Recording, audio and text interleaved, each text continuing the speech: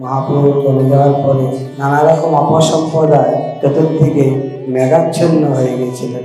নেড়া নেড়ি কেত্তা ভাজা জাত পেশায় এই সমস্ত অপসম্প্রদায়রা ভগবানের নামকে বিকৃতভাবে করতেন এবং নিজেদের ভোগ বিলাস চরিতার্থ করতেন।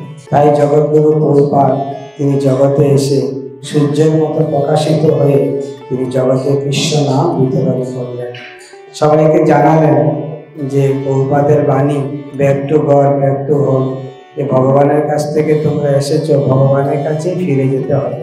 প্রভুপাদ প্রথমে তিনি যখন ভজন শুরু করলেন তখন তিনি নিরুৎসাহিত পড়েছিলেন, কিন্তু তখন পঞ্চতত্ত্ব ভক্তিবিনোদ ঠাকুর জগন্নাথ দাসবাজি মহারাজ তেনার স্বপ্নে আদেশ করে তেনাকে উৎসাহিত করলেন। বিমলা প্রসাদ, তুমি জাগো, তুমি নিজে ভজন করলে হবে না, তুমি জগৎজীবকে ভজন করাতে হবে, তাদেরকে ভগবানের কাছে ফিরিয়ে নিয়ে যেতে হবে।